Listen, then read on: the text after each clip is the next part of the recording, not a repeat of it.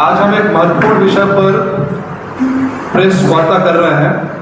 परिवहन विभाग, transport department जो झारखंड का है, उसमें कैसे एक IAS अधिकारी, सीनियर IAS अधिकारी गड़बड़ी कर रहे हैं, आज उस मामले को हम उजागर करने वाले हैं। जब भी ब्यूरोक्रेसी की बात आती है तो भारतीय जनता पार्टी के महान विचारक आदरणीय पंडित दीनदयाल उपाध्याय का नाम जरूर आता है।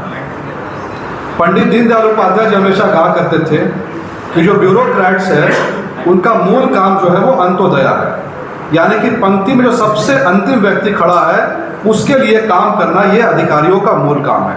और इसी को ध्यान में रख करके भारत की सरकार, आदरणीय प्रधानमंत्री मोदी जी मिशन कर्मयोगी भी लेकर के आए थे, जिसने पूरे भारत के ब्यूरोक्रेसी को रिफॉर्म किया। लेकिन झारखंड में सब कुछ उल्टा ही चल रहा है। जैसा कि हमारे प्रदेश अध्यक्ष आदरणीय आदित्य साहू जी और नेता प्रतिपक्ष बाबूलाल मरांडी जी बार बार कहते हैं कि झारखंड में ब्यूरोक्रेट्स की transfer, posting, promotion, reward, punishment, सबके पीछे का मूल मंत्र है जितना बड़ा भ्रष्टाचारी उतना बड़ा पदाधिकारी। यानी कोई अधिकारी अगर छोटा करप्शन करे तो उसको अगली बार एक बड़ा पद, बड़ी रिस्पॉन्सिबिलिटी दी जाती है। उदाहरण के लिए कोडरमा DC रहते हुए छवि रंजन ने जब वहाँ के सागवान के पेड़ को बेच दिया तो तुरंत उनको रांची का DC बना दिया गया। उसके बाद उन्होंने सेना की जमीन को बेच दिया। खैर, हम मुद्दे पर आते हैं। आज से 15 महीने पहले हमने भारतीय जनता पार्टी ने यहीं पर प्रेस कॉन्फ्रेंस किया था और बताया था कि यहाँ पर एक सीनियर IAS अधिकारी श्री राजीव रंजन ने अपने बेटे के 3 फर्जी बर्थ सर्टिफिकेट बनाए। भारतीय जनता पार्टी के सवाल उठाने के बावजूद उस पर कोई भी कार्रवाई नहीं हुई, ना तो निगम की तरफ से, ना सरकार की तरफ से, कोई कमेटी नहीं, कुछ नहीं। एक छोटे से क्लर्क के ऊपर भी कार्रवाई नहीं हुई, अगर कोई अधिकारी 3 फर्जी बर्थ सर्टिफिकेट बना ले उसके बावजूद। और आज वही अधिकारी राजीव रंजन कुछ समय पहले ट्रांसपोर्ट डिपार्टमेंट, परिवहन विभाग के सचिव बना दिए गए हैं। और सचिव बनाते उन्होंने क्या खेल खेला है, हम इस पर अब थोड़ी सी चर्चा करेंगे। 2014 में सुप्रीम कोर्ट ने एक कमेटी बनाई, supreme court committee on road safety. और सुप्रीम कोर्ट ने कहा कि पूरे के पूरे देश में हर राज्य में सड़क दुर्घटना रोकने के लिए एक कमेटी बनाई जाएगी। और उसके बाद सुप्रीम कोर्ट के आदेश के आलोक में झारखंड सरकार ने 21 दिसंबर 2016 को यह गजट निकाला। यह झारखंड सरकार का गजट है, भारत सरकार का नहीं है। इसमें कोई ये बीजेपी का डॉक्यूमेंट नहीं है, झारखंड सरकार का डॉक्यूमेंट है। और सरकार ने कहा कि राज्य में एक राज्य सड़क सुरक्षा परिषद बनाई जाएगी। यह परिषद कितना महत्वपूर्ण है ये आप इस बात से अंदाजा लगा सकते हैं कि इसके अध्यक्ष जो है स्वयं मुख्यमंत्री जी है, यानी कि चीफ मिनिस्टर इसके अध्यक्ष है। इसके अलावा इसमें सदस्य जो है वो चीफ सेक्रेटरी है, गृह विभाग, पथ विभाग, चिकित्सा विभाग, वित्त, मानव संसाधन, उत्पाद, नगर विकास, DGP, ये सभी इसके सदस्य हैं।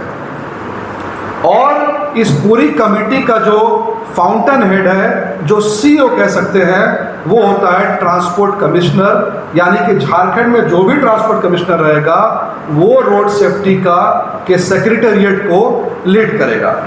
इसके बाद झारखंड सरकार ने एक दूसरा गजट निकाला 7 दिसंबर 2016।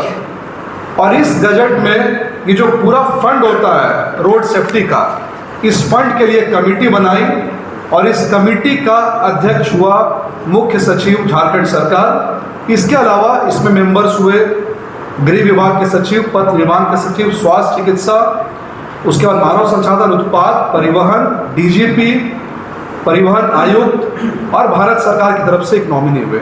यानी कुल मिलाकर के पिछले 10 साल से केवल झारखंड ही नहीं, पूरे के पूरे देश में जो रोड सेफ्टी फंड है इसको मैनेज करने का पावर, इसको एक तरह से कोऑर्डिनेट करने का पावर, इसका चेयरमैन हमेशा ट्रांसपोर्ट कमिश्नर होता है।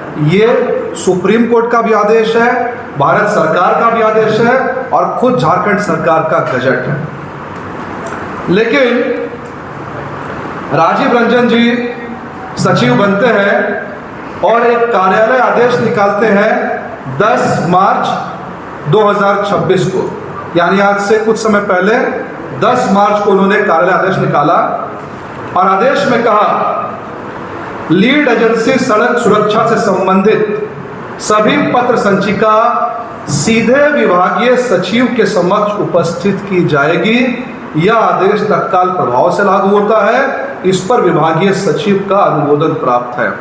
यानी जो पावर ट्रांसपोर्ट कमिश्नर को सुप्रीम कोर्ट ने झारखंड सरकार ने दिया, उस पावर को यहाँ के सचिव राजीव रंजन ने सीधा अपने पास ले लिया।